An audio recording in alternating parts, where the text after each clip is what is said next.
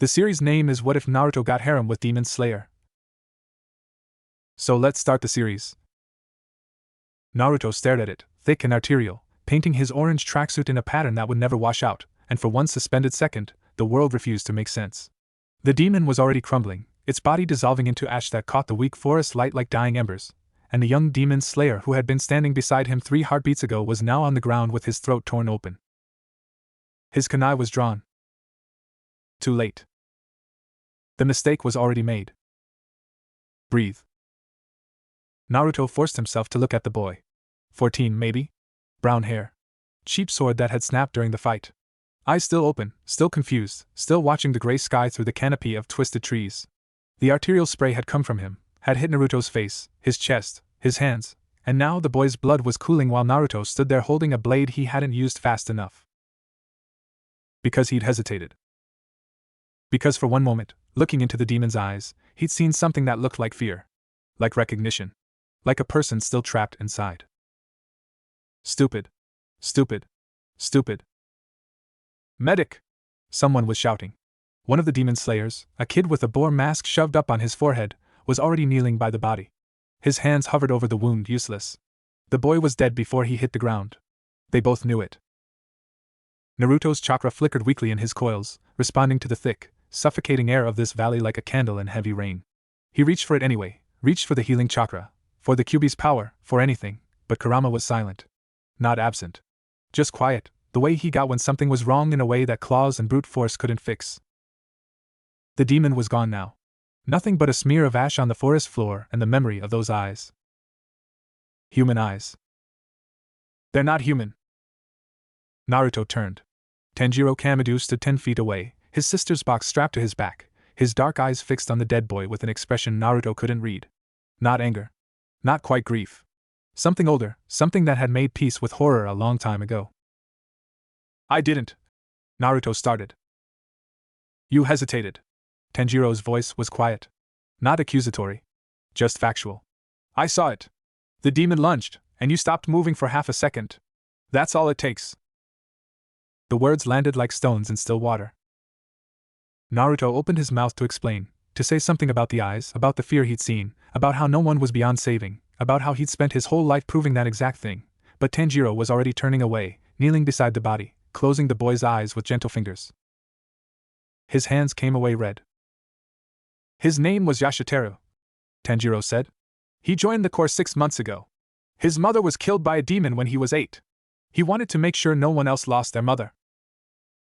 Naruto's kunai dipped in his grip. He was standing next to you because I asked you to watch our left flank.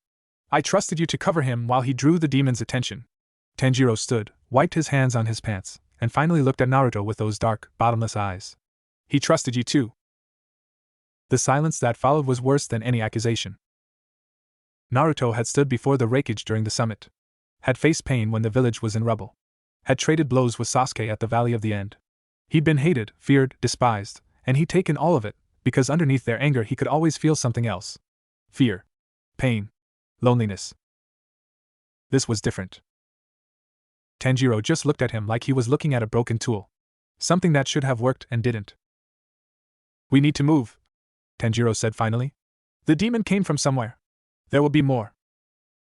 He walked away without waiting for a response. Naruto looked down at the boy, at Yashiteru, at the peaceful face and the ruined throat and the cheap sword that had snapped against something he couldn't kill. The boy's blood was drying on Naruto's hands now, tight and uncomfortable. Turning brown. I wanted to save it, Naruto thought. I looked at that demon and I thought, maybe. But the demon was ash and the boy was dead and there was no version of this where hesitation was the right call. None. The valley swallowed light. That was the first thing Naruto noticed, really noticed, as they pressed deeper into the forest. The sun was still overhead, he could see it through gaps in the canopy, but the light that reached them felt thin, used up, like it had traveled too far and lost its warmth along the way. Shadows pooled under every tree, and the shadows had shadows of their own. His chakra flickered again. A warning. You feel it too, Kurama's voice finally rumbled, quiet and watchful. This place eats at us. Then help me figure out what it is. A long pause. Then I cannot. Naruto nearly stumbled. What do you mean you can't? I mean, I cannot reach past it. Kurama's presence shifted inside him, massive but somehow distant, like a mountain seen through fog. Something in this valley dampens. It does not block, it does not attack. It simply erodes. Like water on stone. My senses are dulled. So are yours, though you are too stubborn to notice. Naruto wanted to argue, but the flickering chakra told him Kurama was right. He'd been running on instinct since they entered this place, not questioning why his normally inexhaustible reserves felt thin, why each jutsu cost more than it should. We adapt, he told Kurama. We always adapt. Kurama said nothing. The demon slayers moved ahead, a small group of 6 including Tanjiro. They were young, all of them younger than Naruto, who was still technically a teenager but felt ancient next to these kids with their determined faces and worn swords.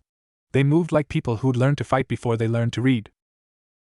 Behind them, the shinobi contingent spread out in a loose formation.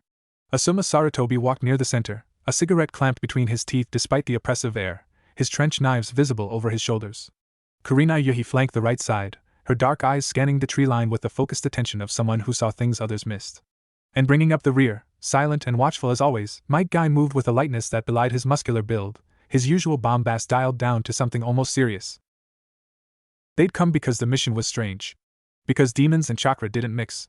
Because the Hokage, the real Hokage, his father's ghost finally given flesh, had looked at Naruto with those impossibly blue eyes and said, "This needs someone who can think beyond the mission parameters." Minato Namikaze had been back for 6 months. 6 months of awkward meals and conversations that started and stopped like faulty engines. 6 months of learning to be a son to a man who died before he could be a father. Naruto still didn't know what to do with him, so he'd taken the mission. Distance helped. Distance made the silence easier. "Coward," a voice whispered in the back of his mind. "You're running from your own father." He shoved it down. "Forest's wrong," Kurenai said quietly, falling into step beside him. Her voice was low, meant for his ears only. "The genjutsu here isn't cast. It's ambient. Like the whole valley is breathing out fear. You feel it too?" "I feel something." She glanced at him, and for a moment her composure cracked, showing something raw underneath. "I looked at a shadow 10 minutes ago and saw..." She stopped. Shook her head. "It doesn't matter. What matters is this place is amplifying our worst thoughts. Feeding on them." Naruto thought of the demon's eyes. The fear he'd seen there. The hesitation that followed. "Amplifying," he repeated silently. "Feeding." "If that's true," he said, "then we need to." The scream cut him off. It came from ahead, high and young and cut short. Naruto was moving before he consciously decided to, his body responding to years of combat training even as his chakra stuttered in protest. He burst through a screen of ferns into a small clearing and stopped. The demon slayer with the boar mask, Inosuke, Tanjiro had called him, was on his knees, his swords discarded, his hands pressed to his ears. He was screaming, but not in pain. In rage. In fear. His whole body shook with it. Around him, 3 more demons circled. Not the twisted, monstrous forms Naruto had expected. These looked almost human, a woman in tattered silk, a man with kind eyes, a child no older than 6, but their movements were wrong, too smooth, too predatory. They weren't attacking. They were watching. Waiting. "Get away from him!" Tanjiro's blade flashed as he positioned himself between Inosuke and the demons, but the creatures didn't retreat. The woman smiled. The man tilted his head. The child just stared with empty black eyes. And Naruto felt it. The fear. Not his own, theirs. The demons. It rolled off them in waves, so thick it had texture, so real it had weight. They were terrified. Not of the swords, not of the slayers, but of something deeper. Something in this valley. Something that had hollowed them out and left them hungry. Their victims too, the thought whispered. They were human once. They could be. No. Naruto grabbed the thought and crushed it. Yashitera's dead face flashed behind his eyes. The blood on his hands. The hesitation that cost everything. He drew his kunai and threw. The blade took the woman through the throat. She dissolved without a sound, her human-seeming face melting into something monstrous in the last second before ash. The man lunged, and Naruto met him midair, his fist connecting with a skull that should have shattered but only cracked. The creature grabbed his arm, and Naruto felt its fear like a physical thing, desperate, clawing, human. He drove his knee into its chest and felt ribs break. The child demon stared at him. Naruto stared back. 8 years old, maybe? Dark hair. A missing tooth. tears streaming down its face as it raised tiny hands with two long nails and opened its mouth to reveal rows of needle teeth. It's a demon, he told himself. It's a demon. It's not a child. It's a demon. But it was crying. Crying wasn't the right word. The thing was weeping, great heaving sobs that shook its small frame, and underneath the sobs Naruto could hear words, broken, pleading, human words. Mama! Mama, I'm scared. Mama, where are you? Mama! His kunai wavered. Finish it! Tanjiro's voice cut through the moment like a blade. The other boy was there, his sword raised, his eyes hard. It's not a child. It hasn't been a child for years. Whatever it's feeling, whatever it's saying, it's lying. They always lie. Naruto knew that. Of course he knew that. He'd read the mission briefings, heard the stories. Demons were cunning, manipulative, capable of mimicking human emotions to inspire hesitation. But the fear he felt from this creature wasn't mimicry. It was real. As real as his own. As real as Yashitera's blood on his hands. You can't save them all, Tanjiro said, and his voice cracked on the words. I know.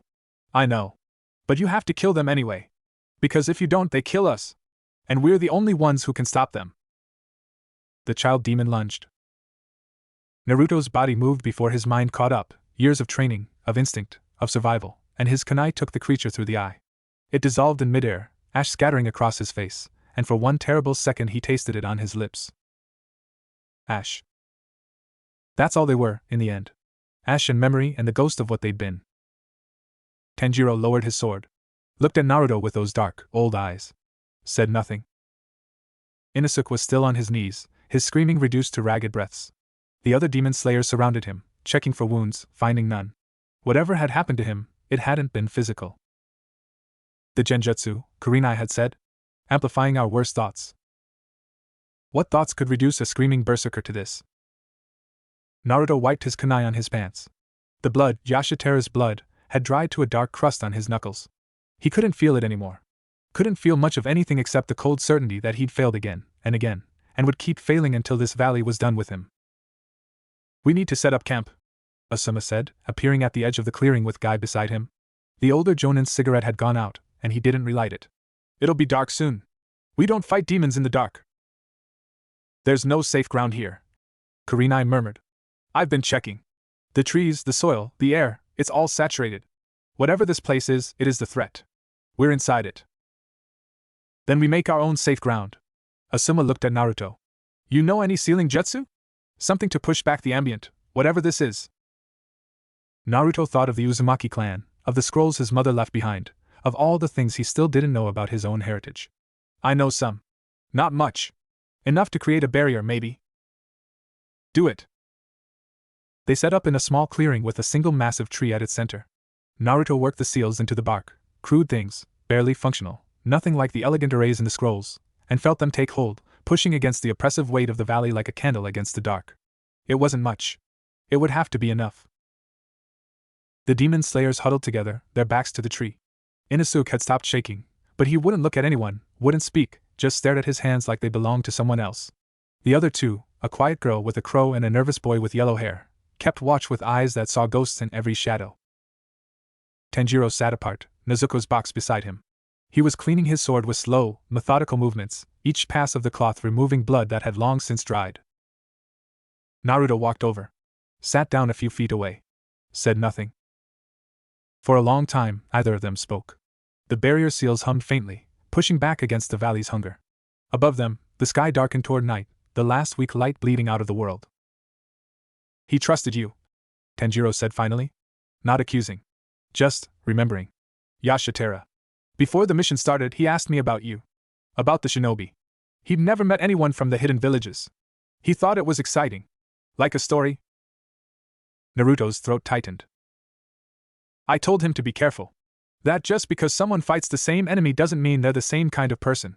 That he should watch, and learn, and trust slowly. Tanjiro's cloth paused on the blade. I should have told him to trust himself instead. You blame me. I don't know what I blame. Tanjiro looked at him, and in the dying light his eyes held something vast and sad. You hesitated. I saw it. I don't know why. I don't know if it matters why. The result is the same. The result is the same.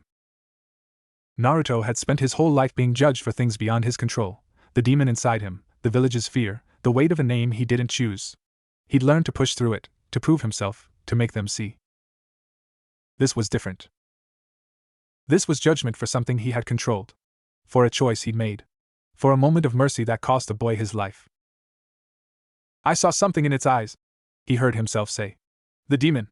Before it killed him. I saw." He stopped. How could he explain?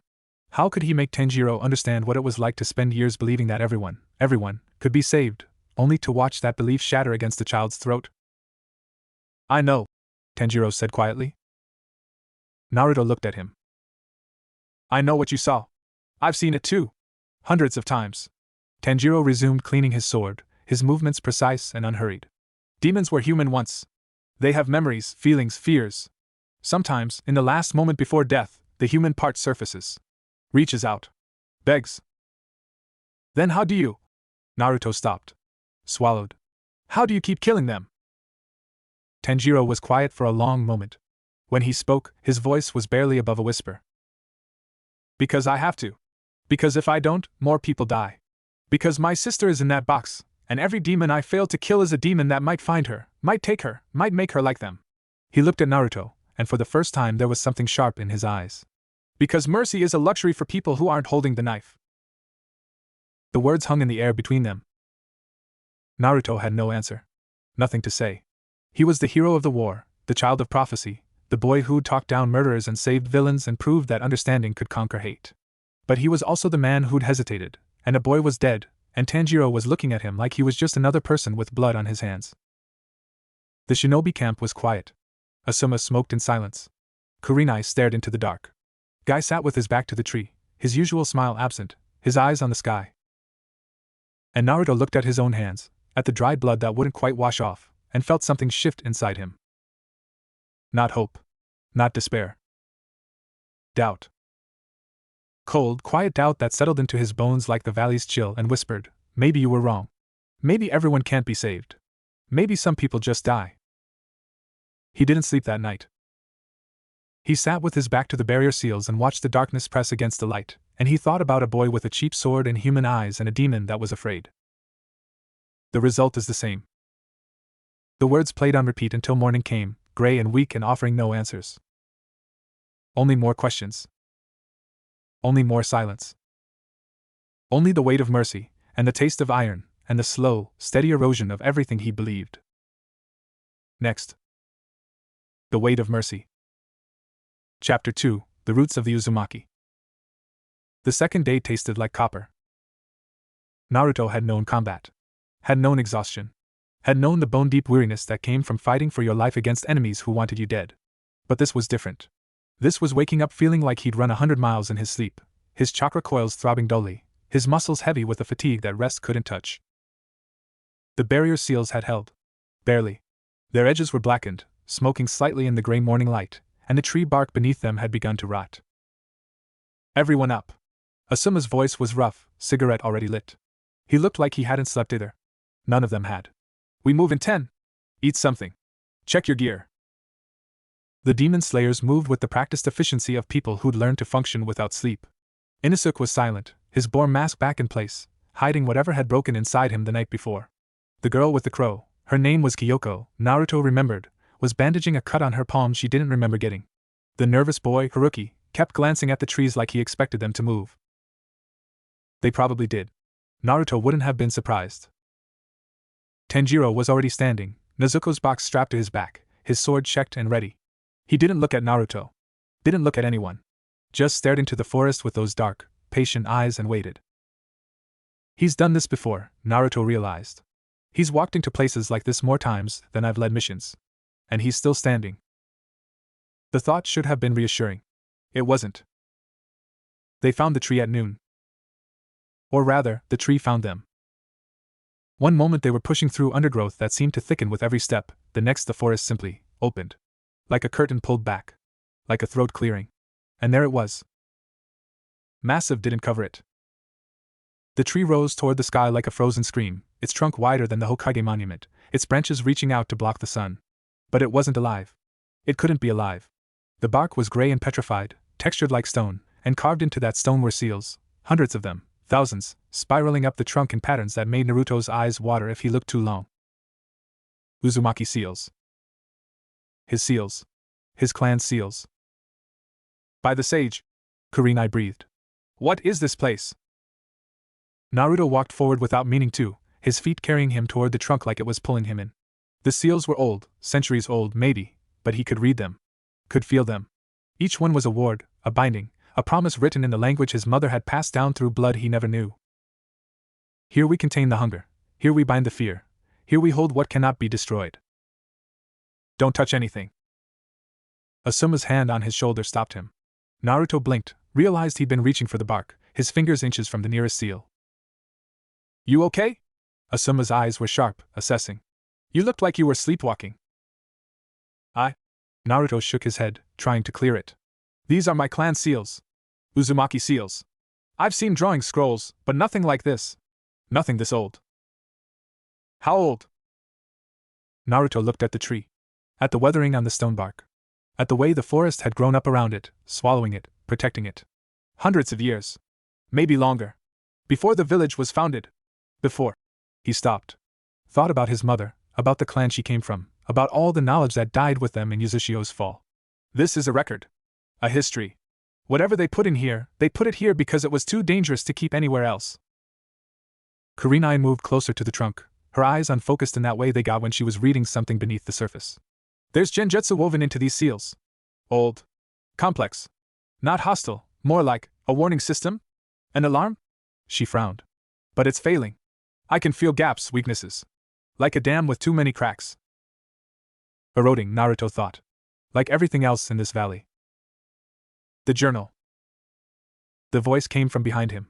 Quiet. Certain. Tenjiro stood at the edge of the clearing, pointing at something half buried in the roots at the tree's base.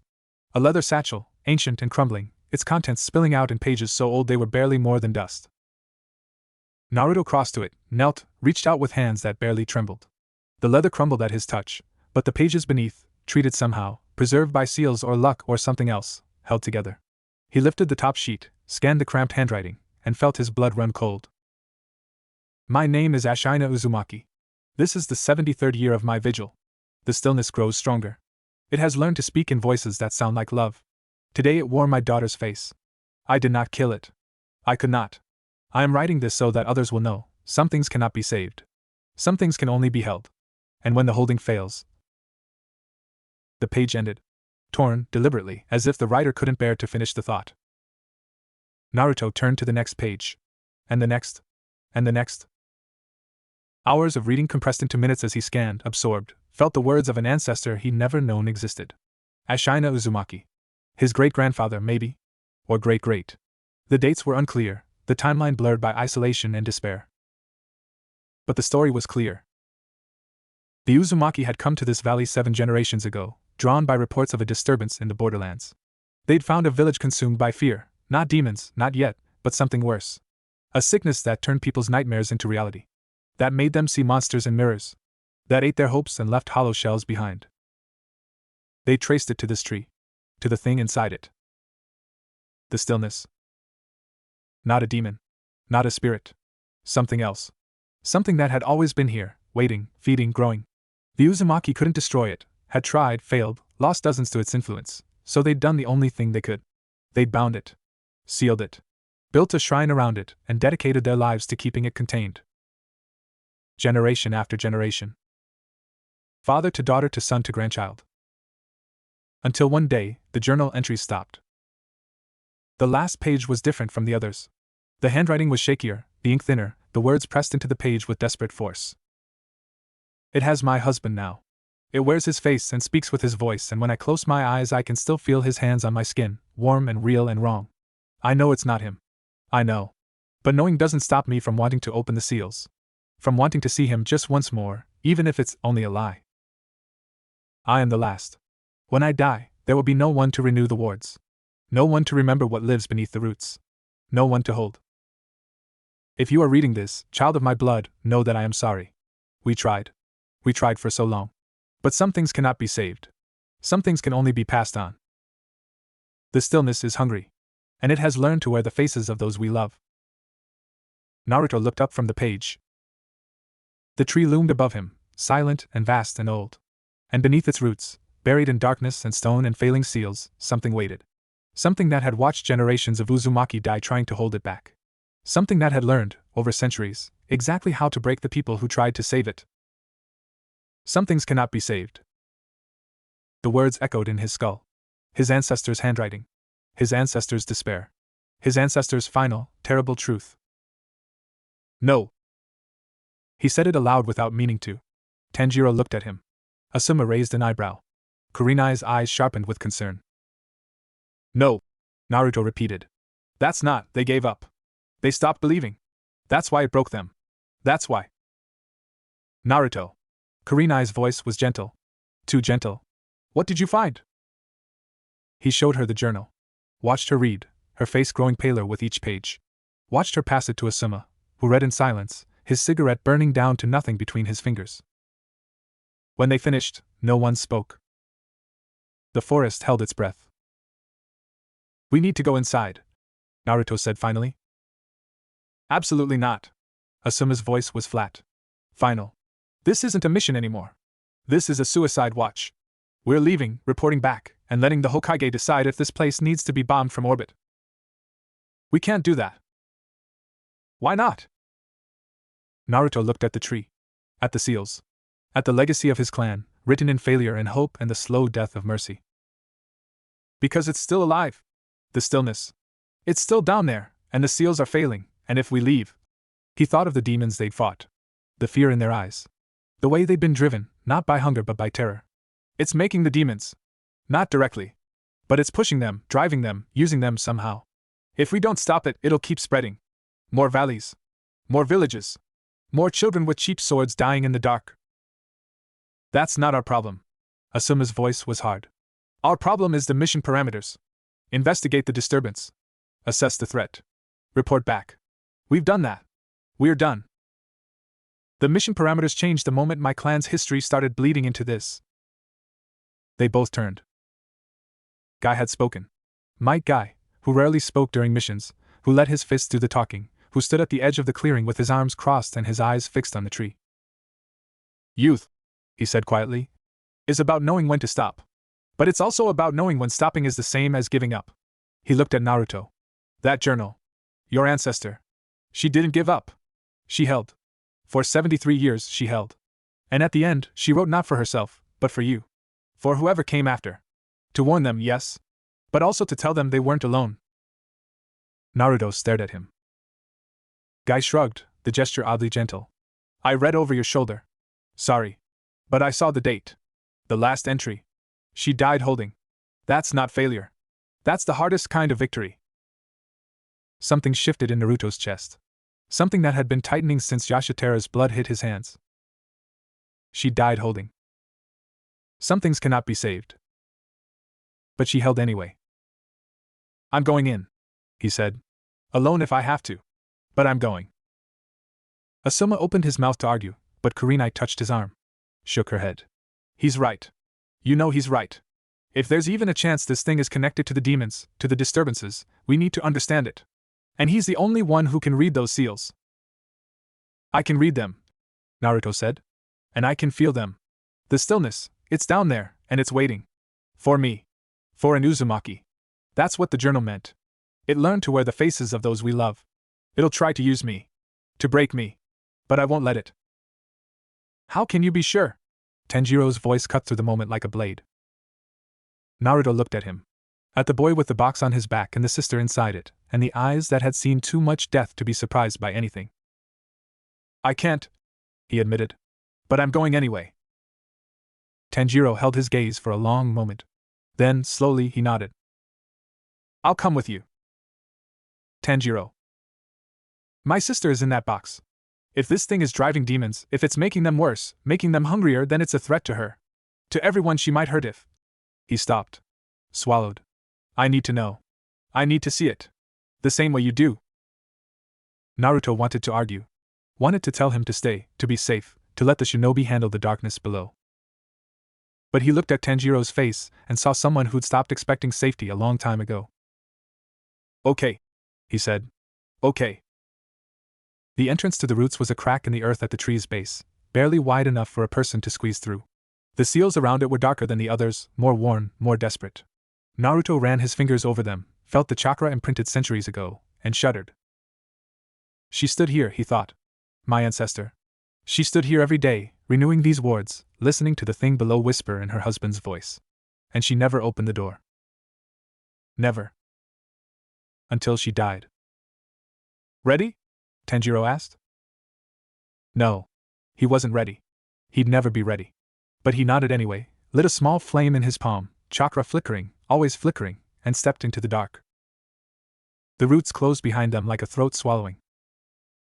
The tunnel sloped downward, walls made of twisted wood and packed earth, the air thick with the smell of decay and something else, something sweet and wrong, like flowers left too long in water. Naruto's flame cast dancing shadows that seemed to move with intent, reaching for them, retreating, reaching again. How far down does it go? Tanjiro whispered. I don't know.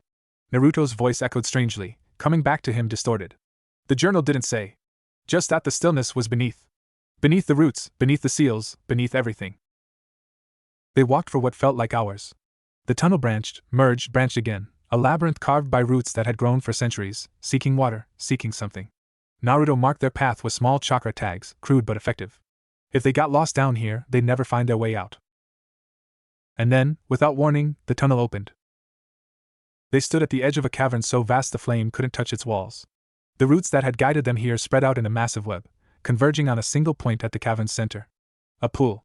Black and still and deep, its surface reflecting nothing, absorbing light like a wound absorbs blood.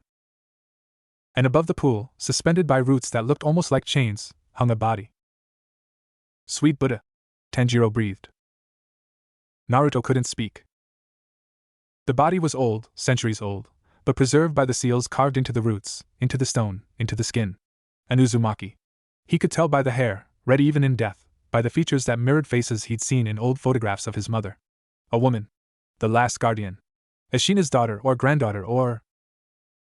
She opened her eyes. Naruto stumbled back, his flame guttering, his heart slamming against his ribs. But the eyes weren't looking at him. Weren't looking at anything. They were white, clouded, empty, and yet they moved, tracking something only they could see. It's not her, Tanjiro whispered. Is it? I don't. Naruto swallowed. Forced himself to look. To see. The seals on her skin were intact, but wrong, corrupted, twisted, their meaning inverted. She wasn't a guardian anymore. She was a conduit. A door. The stillness is hungry. And it has learned to wear the faces of those we love. It's using her, he said. Her body, her chakra, her... He stopped. The woman's lips were moving. Silent words, repeated over and over. A prayer. A plea. A warning. He stepped closer. Squinted. Read the shape of the words on her dead lips. I'm sorry. I'm sorry. I'm sorry. Minato. The voice came from everywhere and nowhere. From the pool, from the roots, from the woman's empty eyes. Naruto spun, flame raised, seeking the speaker. His father stood at the edge of the light. Minato Namikaze. The fourth Hokage. The yellow flash. Dressed in his white cloak, his blue eyes warm and sad and alive, looking at Naruto with the expression he'd worn during their awkward dinners and stilted conversations. Dad? Naruto's voice cracked. How, you're not, you're at the village, you're... I'm sorry. Minato's voice was gentle. Familiar. Wrong. I should have been there. For all of it. Your childhood. Your training. The war. I should have held you, and taught you, and watched you grow. Instead, I left you alone. Naruto's hand shook. The flame flickered. I know. Minato continued, stepping closer, his feet leaving no prints on the stone. That you don't know what to do with me. That my return has been harder than my absence. That you look at me and see a stranger wearing your father's face. He smiled, and it was exactly his smile, the one from the photographs, the one Naruto had dreamed about as a child. That's okay. I don't know what to do with me either. But I'm here now. I'm here, and I love you, and I'm not leaving again. He opened his arms. Some things cannot be saved. It learn to wear the faces of those we love, she died holding. Naruto looked at his father. At the open arms. At the love in eyes that weren't quite the right shade of blue. And he remembered. His father had been with them at the barrier last night. His father had helped set the perimeter. His father had. No. His father was in Konoha. 6 months returned, 6 months awkward, 6 months of learning to be a parent to a son who'd grown up alone. His father hadn't come on this mission. His father had stayed behind, because the Hokage couldn't leave the village, because Naruto had needed distance, because… Tanjiro, he whispered. Don't look at it. But Tanjiro was already staring at something else. At a figure standing in the shadows near the pool. A woman with dark hair and gentle eyes and a smile that held the weight of loss. His mother. Tanjiro took a step toward her. Then another. His hand reached out, trembling. Tanjiro, no. It's her. Tanjiro's voice was barely audible. It's really her. She's alive. She's been here all this time, waiting, and I… The woman smiled. Opened her arms. Said nothing, because she didn't need to, because her face said everything. Come home. Come home. Come home. Tanjiro took another step. And Nezuko's box shifted on his back. A small sound. A scuff. A reminder. Tanjiro stopped. Looked at the box. At his sister's prison. At the weight he carried every moment of every day. Then he looked at the woman again, at his mother's face, his mother's smile, his mother's open arms, and something in his eyes went cold. You're not her, he said quietly. She died protecting us. She died so we could live. She would never. His voice cracked, but didn't break. She would never stand here smiling while I suffered. She would never wait. She would fight. The woman's smile didn't change. But her eyes did. For one terrible second, Tanjiro saw what lived behind them. Not his mother. Not anything human. Just hunger. Ancient and patient and endless. He drew his sword. Get away from me. The woman tilted her head. Still smiling. Still reaching. Still wrong. And then, slowly, she began to change. Naruto didn't see what happened next. He was too focused on his own demon, on the thing wearing his father's face, watching him with those almost blue eyes. You know, Minato said gently, that I'm not real. That I'm just a mask. A memory given shape. He tilted his head, and the gesture was so familiar it hurt. But the love you feel when you look at me? That's real. That's yours. I can't fake that. I can only use it. Naruto's flame burned brighter. Shut up. I will. Eventually. But first, let me ask you something. Minato stepped closer, close enough to touch, close enough to hold. The demon you hesitated to kill. The one that killed that boy. What did you see in its eyes? Nothing. Naruto's voice was rough. I saw nothing. You saw yourself? Minato's smile was sad now. Truly sad. You saw the thing inside you. The monster that made you an outcast. The reason people crossed the street when you walked by. The reason you were alone. Shut up. You looked at that demon and thought, that could have been me. If no one had reached out. If Irika hadn't seen me. If I hadn't kept fighting. You hesitated because you recognized yourself in something everyone else saw as evil. Shut up, shut up, shut up. And you were right. That demon was like you. It was afraid. It was lonely. It was desperate for someone to see past the monster and find the person inside. Minato's voice was gentle, so gentle, the voice Naruto had waited his whole life to hear. But here's the thing, son. The thing the demons in this valley have learned, the thing your ancestors died learning, the thing you're going to learn before you leave this place. He leaned in, whispered. Some people are too far gone. Some monsters don't want to be saved. And mercy, when it's not returned, is just another word for suicide. Naruto screamed. Not in rage. Not in pain. In denial, in refusal, in the desperate, clawing need to make it stop, to make it wrong, to prove that everything he believed, everything he fought for, wasn't a lie. His flame exploded outward, consuming the darkness, burning through the false image of his father like paper. Minato dissolved without a sound, his gentle smile fading into ash, and for one terrible moment Naruto stood alone in the light of his own making. Then the light died. And the darkness rushed back in. Tanjiro's sword met empty air. The woman, the thing, had vanished the moment he drew, dissolving into shadows that fled toward the pool. He stood trembling, his blade extended, his breath coming in ragged gasps. She wasn't real. She wasn't real. She wasn't. But she'd looked so real. So much like the mother who'd held him, who taught him to be kind, who died with her body wrapped around his sister's. She would never wait. she would fight. He believed that. He had to believe that. Because if he didn't, if he let himself think that somewhere, somehow, his mother was still out there, still reachable, he would spend the rest of his life looking for her. And Nezuko would be alone.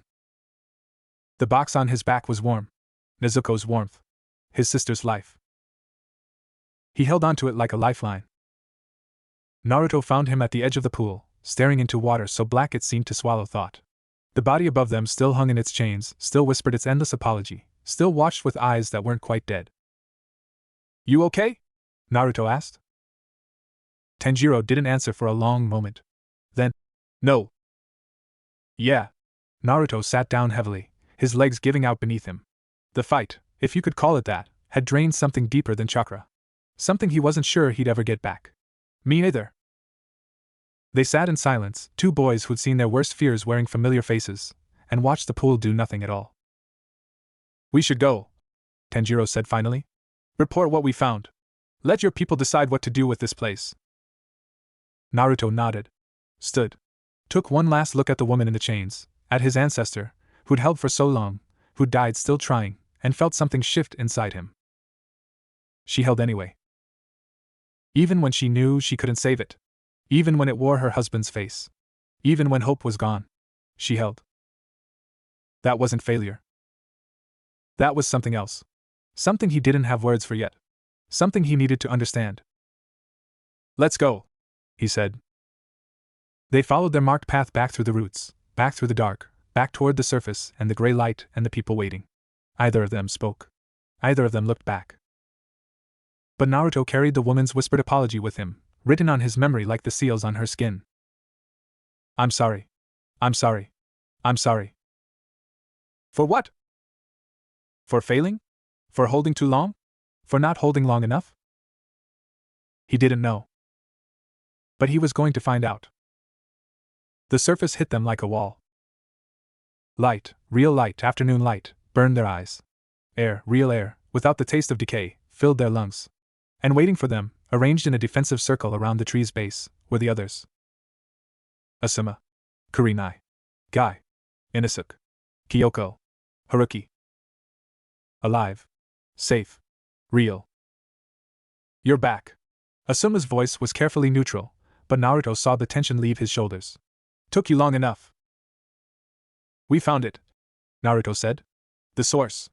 It's..." He stopped. How could he explain? How could he make them understand something he barely understood himself? "Later," Kurenai said softly. "Rest first. Then talk." Naruto wanted to argue. Wanted to tell them everything, the stillness, the seals, the woman, the thing that wore his father's face. But his legs were shaking, his chakra was barely a flicker, and Tanjiro looked like he'd aged 10 years in the hours they'd been underground. So he nodded. Let Guy guide him to a seat against a tree. Closed his eyes. And for the first time since entering the valley, he slept. He dreamed of roots. Of being buried alive, wrapped in wood and earth and darkness, while something whispered above him in voices he'd loved. Some things cannot be saved. Some things can only be held. Some things. He woke with a gasp to find Kurenai watching him, her red eyes unreadable.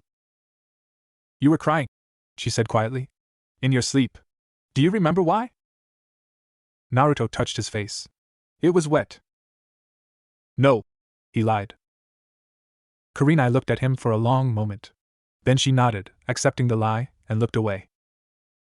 "The demon slayers are discussing their next move. Tanjiro's been quiet since you got back. The boy won't take his mask off. The others are scared." She paused. "You need to tell us what you found. All of it. Because I've been feeling the genjutsu in this place since we arrived, and it's getting stronger. Whatever you did down there, it woke something up." Naruto's blood ran cold. Woke something up. He thought of the woman's eyes opening. Of the thing that wore his father's face. Of the hunger in the pool, patient and endless and aware. "It knew we were coming," he whispered. "The stillness. It knew an Uzumaki would find this place eventually. It was waiting." "For what?" He looked at Kurenai. At her red eyes, so like the Sharingan but not, seeing things he couldn't. "For me to hesitate," he said. "For me to doubt. For me to start believing that maybe, just maybe, some things can't be saved." Kurenai was quiet for a long moment. Then softly, "Can they?" Naruto opened his mouth to say yes. To give the answer he'd given 1,000 times, the answer that had defined his life, the answer he'd died believing. But the word wouldn't come. And in the silence, Kurenai's eyes told him she'd noticed. That night, around a fire that felt too small against the darkness, they made their decision. "We go back in," Naruto said. "Tomorrow. With everyone. We find a way to reseal it, or destroy it, or—" He stopped. Shook his head. "I don't know yet. But we can't leave it like this. The seals are failing. The stillness is waking. And if we walk away now, we're just passing the problem to someone else. Someone who won't be ready. That's not our mission." Asuma's voice was tired, not argumentative. "Just stating facts. Our mission is reconnaissance. We've done that." "Then expand the mission." "I don't have that authority." Naruto looked at him. At the man who'd been his sensei's teammate, who'd watched over Shikamaru, who'd fought and bled and died for the village. "Then I'll take responsibility. If the Hokage asks, tell him I ordered it. Tell him I. The Hokage is your father." The words hung in the air. Naruto felt them land. Felt their weight. Felt the thing in his chest, the doubt, the erosion, the slow crumbling of certainty, shift again. "Yeah," he said quietly. "He is." Asuma held his gaze for a long moment. Then, slowly, he nodded. "Fine.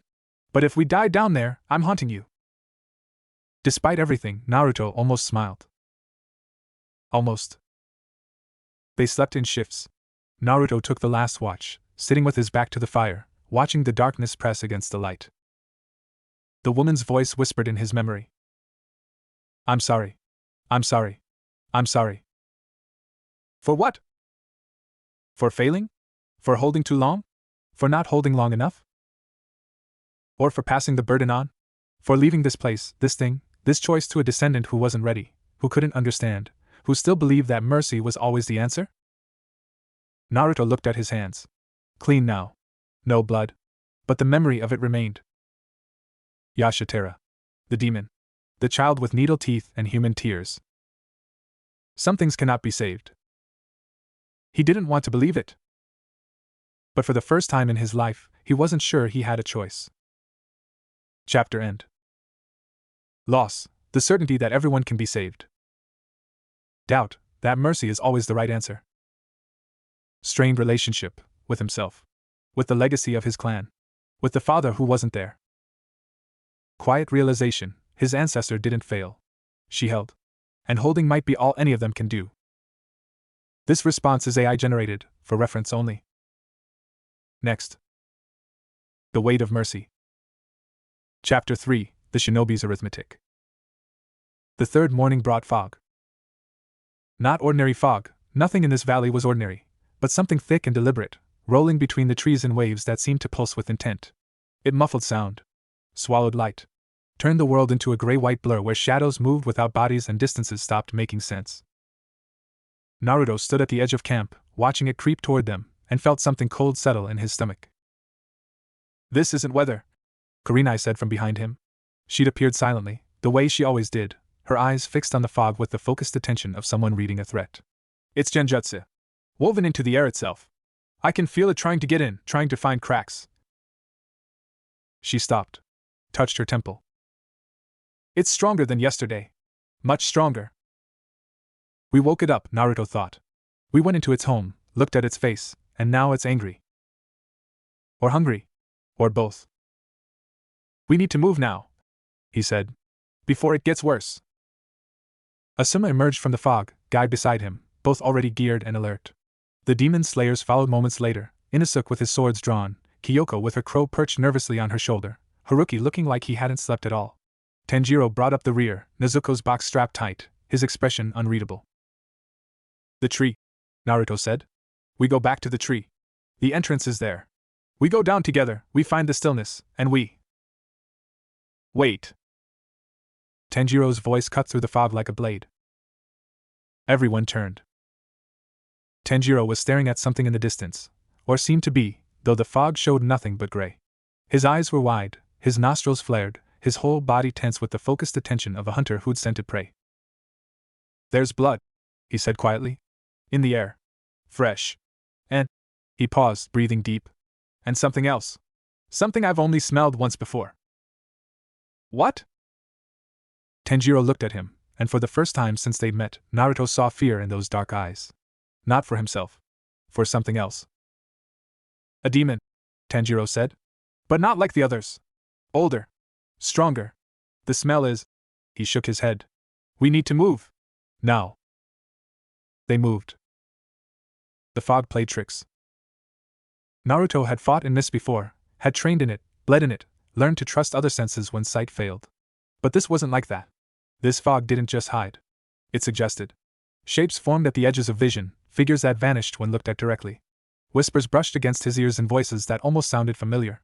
Once, he could have sworn he saw Sakura standing behind a tree, her medical robe stained red, her mouth open in a scream that made no sound. He blinked, and she was gone. Not real, he told himself. None of it's real. But his heart was pounding anyway. The Hyuga should be seeing this. He muttered. Where's… He stopped. The Hyuga. The Jonin with the Byakugan, the one who'd been assigned to scout ahead, the one whose name Naruto realized he didn't actually know. He'd been with them yesterday. Hadn't he? Naruto turned, counting faces in the fog. Asuma. Kurenai. Guy. Tanjiro. Inosuke. Kyoko. Haruki. 7. There should have been 8. Where's the Hyuga? He asked. Asuma's head snapped around. What? The Hyuga. The scout. Where is he? Asuma's face went very still. Naruto. There is no Hyuga. The clan declined to send anyone, said the mission parameters were too vague, the risks too high. It's just us. No, that's… Naruto stopped. Thought back. Tried to remember a face, a name, a presence that should have been there. Nothing. Had he imagined it? Had the fog planted a memory that never existed? Amplifying our worst thoughts, Kurenai had said. Feeding on them. What was it feeding now? We need to keep moving, Guy said firmly. Standing still in fog like this is how we lose each other. Stay close. Stay loud. If you can't see the person in front of you, call out. They formed a line, Guy at the front, then Kurenai, then the demon slayers, then Asuma, with Naruto at the rear. Close enough to touch. Close enough to hear each other breathe. The fog swallowed them anyway. They found the body an hour later. Or what was left of it. Haruki saw it first, the yellow-haired boy with the nervous eyes, who'd been glancing at shadows since they entered the valley. He stopped so suddenly that Kyoko ran into him, and when Naruto pushed forward to see what was wrong, his stomach turned to ice. The body was pinned to a tree by a single massive spike of bone. It wasn't a person anymore, not really, just a collection of parts arranged in roughly human shape, drained of color and life and everything that made a person a person. The face was frozen in an expression of pure terror, mouth open in a scream that never came. But that wasn't what made Naruto's blood run cold. What made his blood run cold was the symbol carved into the tree above the body. A demon's mark. Not one he recognized, but old, centuries old, written in blood that had long since turned black. This isn't the stillness, Tanjiro whispered. This is something else. Something that hunts. Something that kills, Inosuke corrected, and for once there was no bravado in his voice. Just recognition. Just fear. I've seen wounds like this before. On corpses in mountains where the strong eat the weak. This is… A sound cut him off. Not loud. Not close. Just there, a soft wet tearing, like flesh separating from bone, coming from somewhere in the fog. Everyone froze. The sound came again. Closer. And then the fog parted, and the hunter stepped through. He was beautiful. That was Naruto's first thought, and it horrified him. The creature that emerged from the gray was tall and pale and elegant, with long dark hair that moved as if underwater and eyes that held the cold patience of something that had never known fear. He wore fine clothes, antique, expensive, and carried no weapon, because he didn't need one. His hands were enough. His hands, with their 2 long fingers and nails that gleamed like obsidian.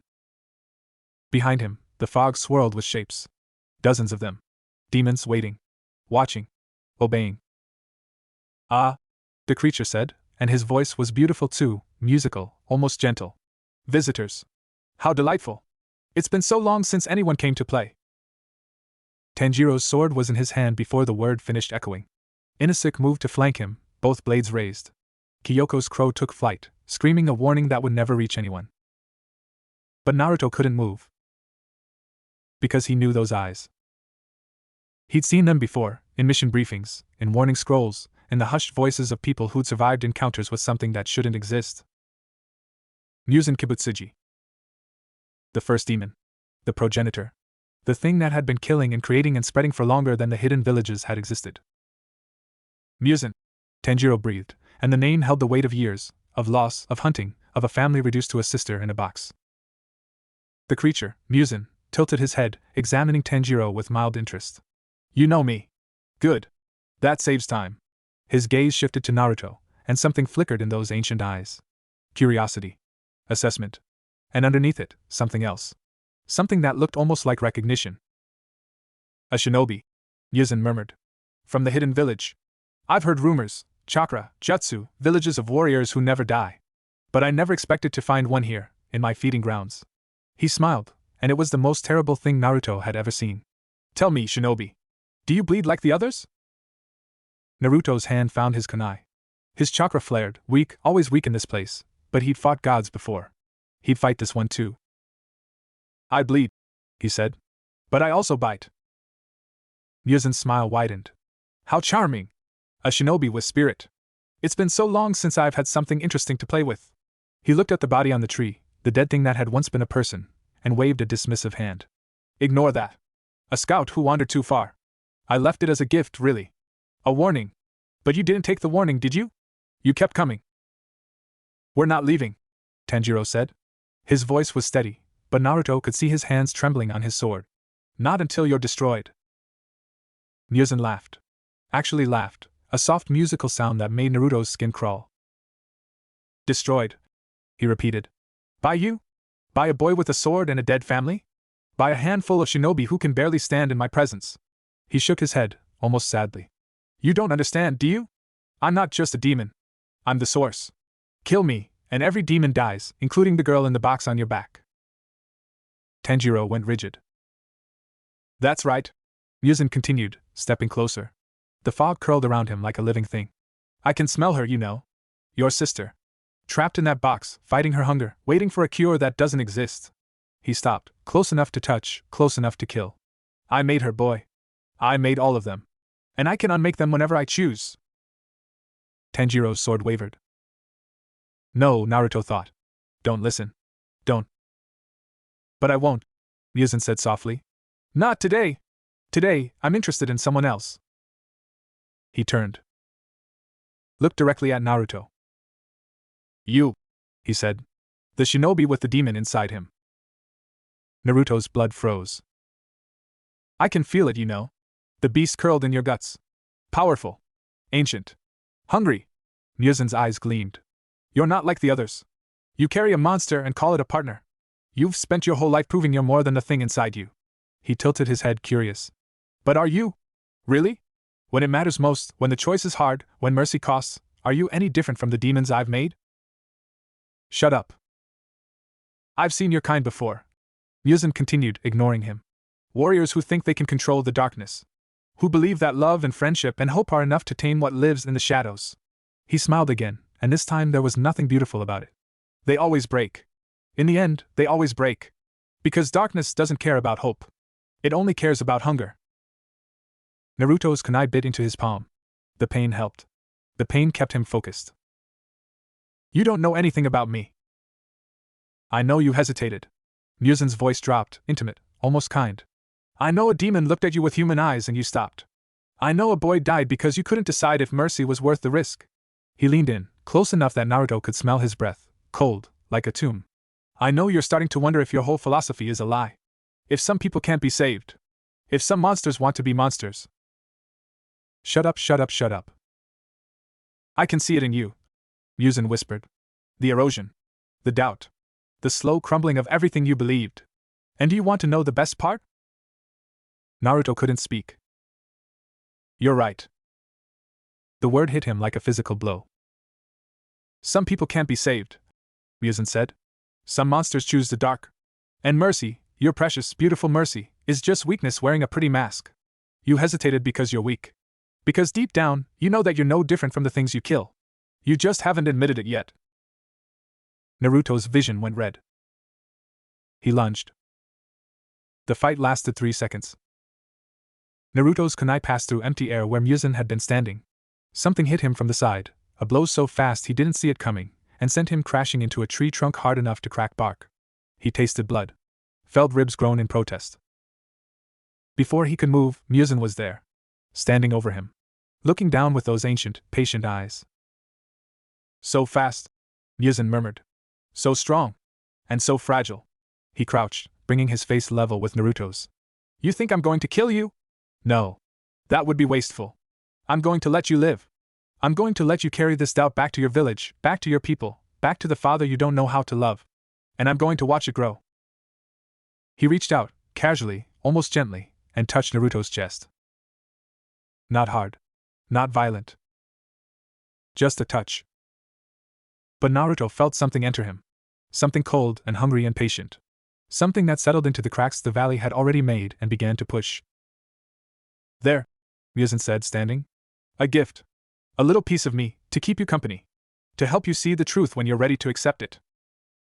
He turned away. Walked toward the fog. Stopped. Oh, and boy? He glanced back at Tanjiro, who hadn't moved, whose sword hung limp in his shaking hands. The girl in the box? She's getting hungrier. I can feel it. If you don't find a cure soon, she'll break. They always break. It's just a matter of time. Then he was gone. The fog swallowed him. Swallowed his demons. Swallowed everything but the memory of his voice and the cold thing growing in Naruto's chest and the body on the tree that still wore its scream. No one moved.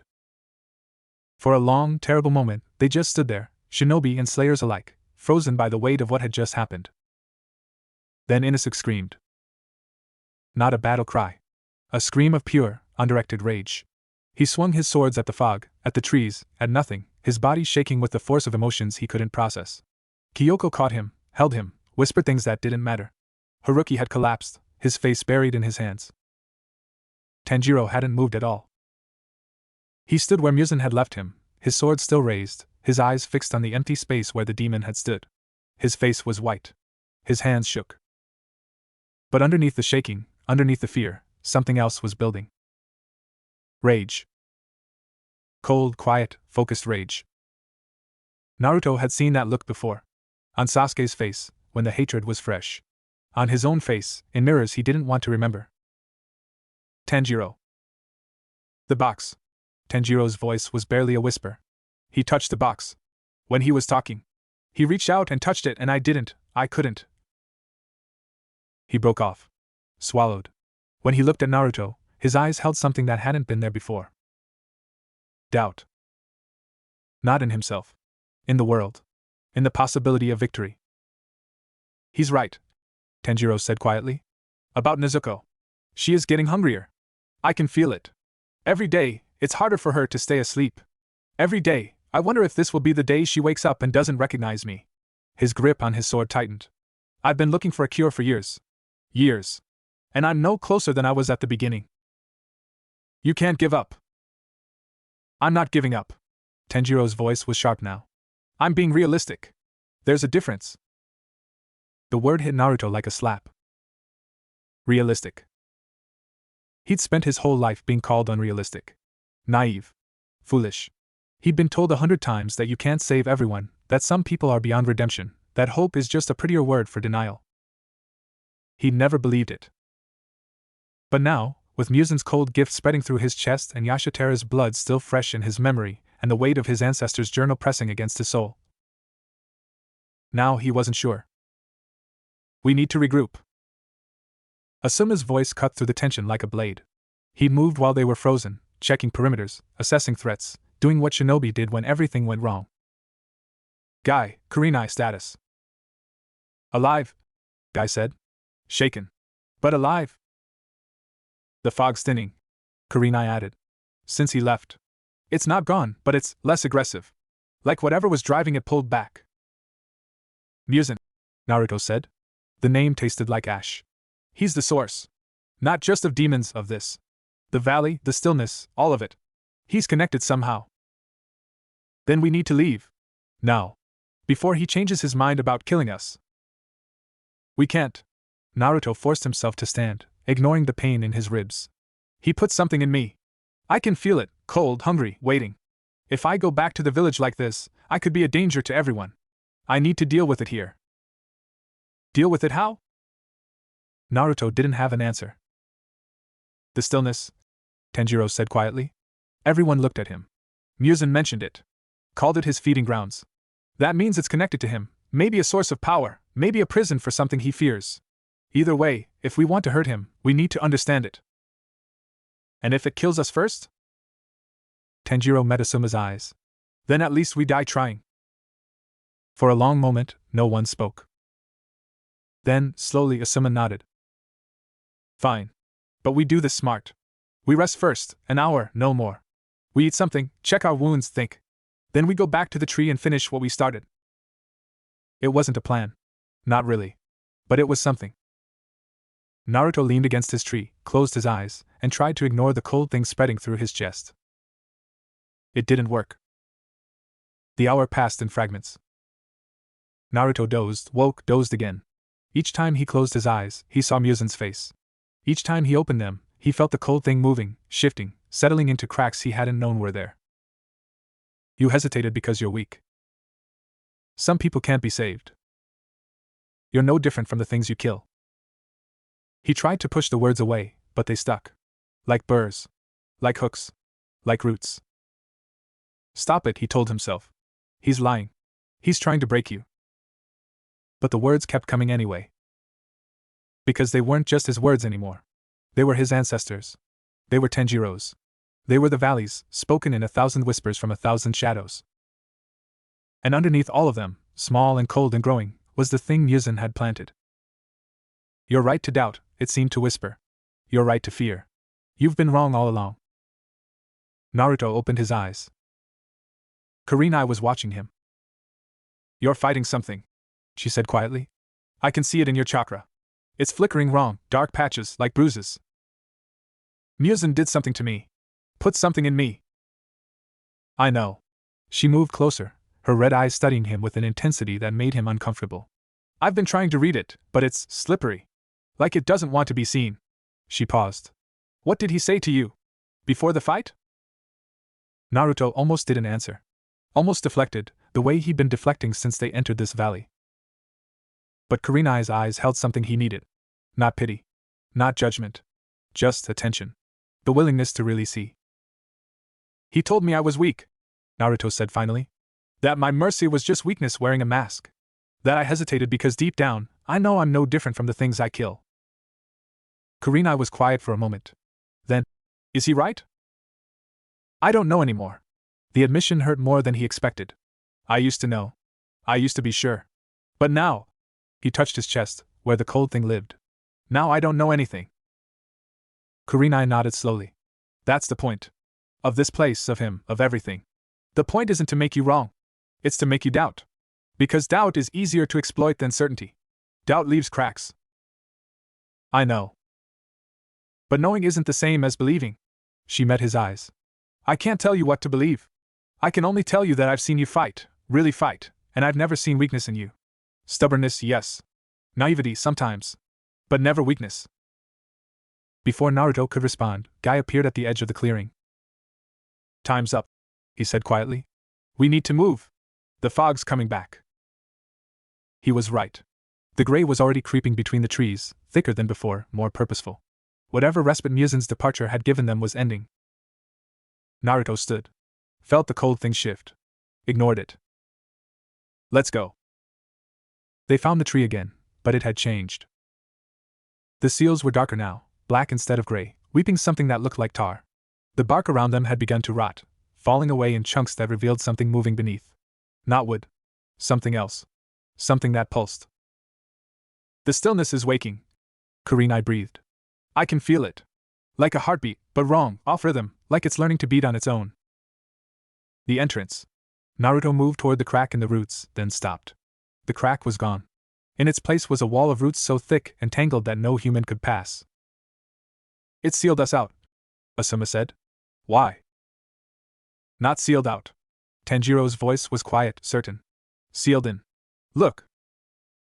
He pointed. Around them, emerging from the fog, were shapes. Dozens of them. Demons, not the powerful ones Muzan had commanded, but lesser creatures, twisted and hungry and driven. They didn't attack. They just stood there, watching, waiting. We're surrounded, Kyoko whispered. No. Naruto looked at the tree. At the seals. At the thing pulsing beneath the bark. We're exactly where it wants us. The fight that followed wasn't like any fight Naruto had ever experienced. It wasn't about power. It wasn't about skill. It was about endurance, about holding against a tide that never stopped, never tired, never gave ground.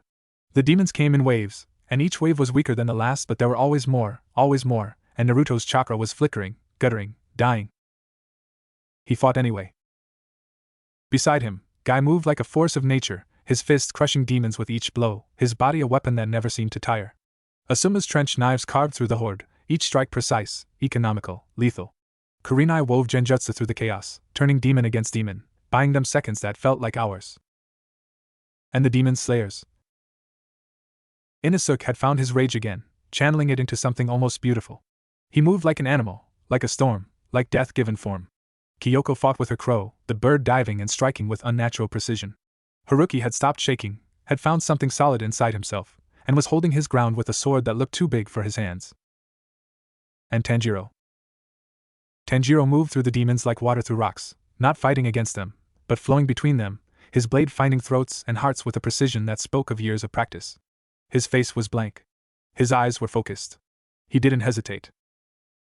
Not once. Naruto watched him and understood. Tanjiro had already made his peace with what needed to be done. He didn't wonder if the demons could be saved. He didn't look for humanity in their eyes. He just killed them, because killing them was the only way to protect what mattered. Is that strength? Naruto wondered. Or is it just giving up? He didn't have time to answer. The demons kept coming. Hours later, or maybe minutes, time had stopped making sense. Naruto found himself leaning against the tree, his body screaming, his chakra almost gone, his vision swimming with exhaustion. Around him, the others were in similar states, battered, bleeding, barely standing. But the demons were gone.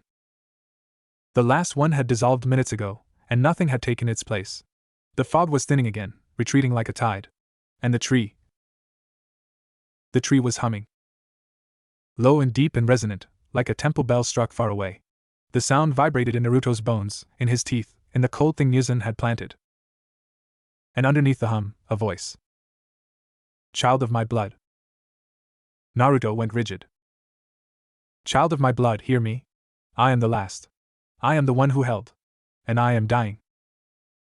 The woman. The guardian. The body in the chains. She was speaking to him.